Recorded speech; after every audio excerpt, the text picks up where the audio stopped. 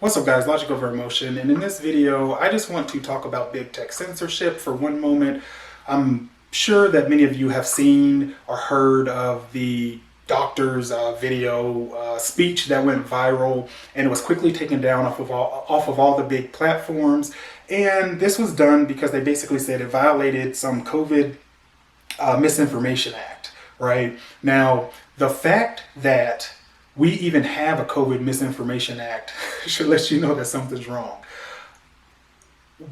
When did I miss the memo where people go to big tech social platforms to get medical advice, right? I mean, the fact that we're using misinformation to get rid of opinions, because that's what they are, because when you state something that is not factually known, it's an opinion.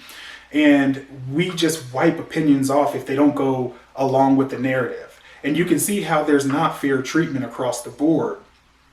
And it's so blatantly left and right. It's so blatantly Democrats and everybody else. It makes you scratch your head. And it makes you wonder, how long can they continue to get away with this?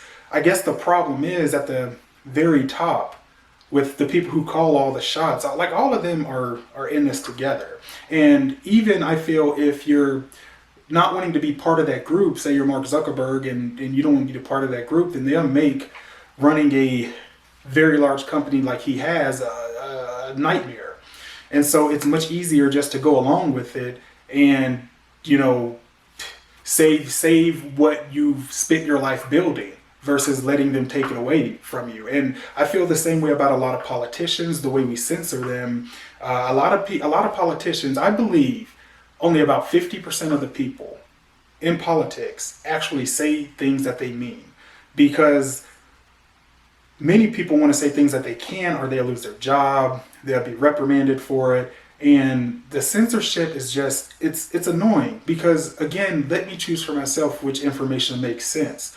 There's nothing wrong with me being able to look at something and then determine for myself, because I'm still going to do that anyway. Just because it's not out there doesn't mean I'm not going to think for myself. And it doesn't mean that what you're doing isn't clearly obvious.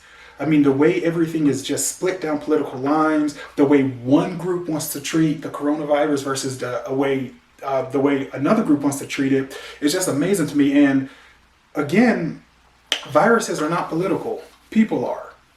And we've politicized this thing to an extent that it actually hurts people.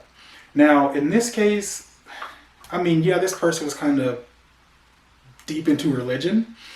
And they have their own viewpoints, and I can respect that. I don't necessarily agree with them. I do wonder if stuff like hydroxychloroquine, if there's more to it. It's clearly been swept under the rug, and it was quite clear that they did not want to find a cure or anything that could be used to generate a vaccine. And so when I think about all of this stuff and you see these stories coming out, it becomes more and more clear. And the way that coronavirus has been weaponized is really disgusting.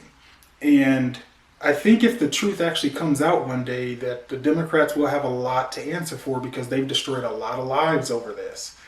But of course, in general, they're just going to have a lot to answer for, because they've destroyed a lot of lives over a lot of things. And this is just one extra thing that doesn't even need to happen. But you guys let me know down in the comment section below. Is COVID misinformation as dangerous as they say it is? Is it the actual reason that they impose this censorship and remove it from platforms so that people can't read it and form their own opinion? And do they lose the fact that they're a platform and become a publisher because they decide what's true and false? You're either responsible for the stuff on your platform or you're not. You don't get to pick and choose what you're responsible for and what you're not responsible for. And there's very obvious reasons for that. So you guys let me know. But anyway, that's going to be it for this one. Make sure you comment, like, subscribe, hit the bell notification so you're notified anytime I release a video. All right, guys, you have a good one.